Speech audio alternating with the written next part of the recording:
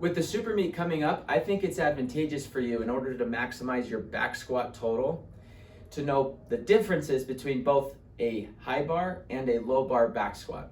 This video is an attempt at demonstrating both visually through some drawings and mechanically why you might choose one or the other, okay? Now the high bar back squat is what we almost exclusively do at RxFit. The high bar back squat looks like this. It's near my neck, it's sitting on my traps, or it's high on my back.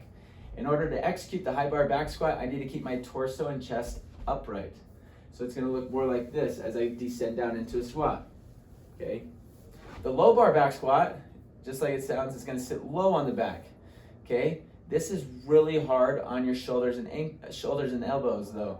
So you need to flex at the hip before you unrack that. So if the barbell's racked, I'm gonna flex at my hip and then unrack it so it's kind of sitting on my low back rather than I'm using my arms to hold the barbell up. Okay, and as I descend, I'm keeping my chest as low to the ground as possible. Okay, it's almost like parallel to the ground. In the powerlifting world, the low bar back squat is preferable over the high bar back squat. However, we don't love the high bar back squat because it doesn't carry over well to the clean or the snatch. As you can imagine, I'm not going to catch a clean with my chest low to the ground. There's no way that bar is going to stay upright. And I'm not going to catch a snatch with my chest close to the ground. It's just not healthy on my shoulders. So we like the high bar back squat because it carries over into the front squat and clean, and it carries over into the overhead squat and the snatch. However, I personally love the low bar back squat for a few reasons. One, it's easier on my knee because the hamstrings stay engaged throughout the entire lift.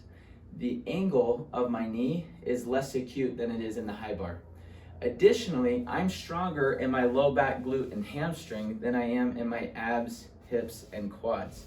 So I can engage more of my posterior chain in a low bar back squat than I can in a high bar back squat, okay? Hopefully these pictures here will further explain what I mean.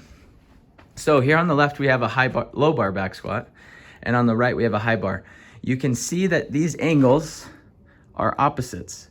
So the angle at the knee is much more open in a low bar back squat than it is in a high bar back squat. The reverse is true at the hip. The hip angle is much lower or smaller than it is in the high bar. So what does this do? Simply recruits more of the posterior chain, so the low back glutes and hamstrings with these angles. In the high bar, it's going to use more of my quads, hips, and abs with an open hip and an acute knee angle.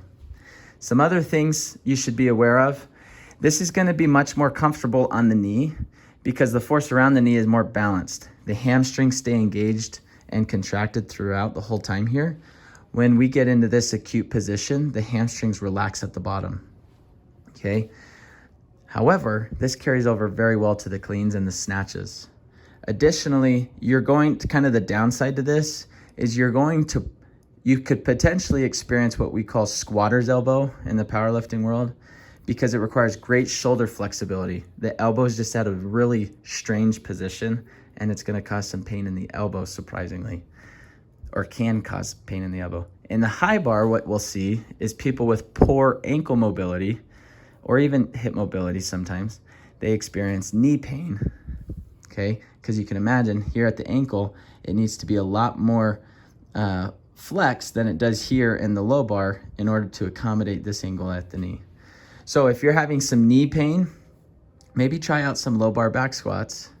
And if you're having some shoulder or elbow pain, definitely go to the high bar back squats because we always want to squat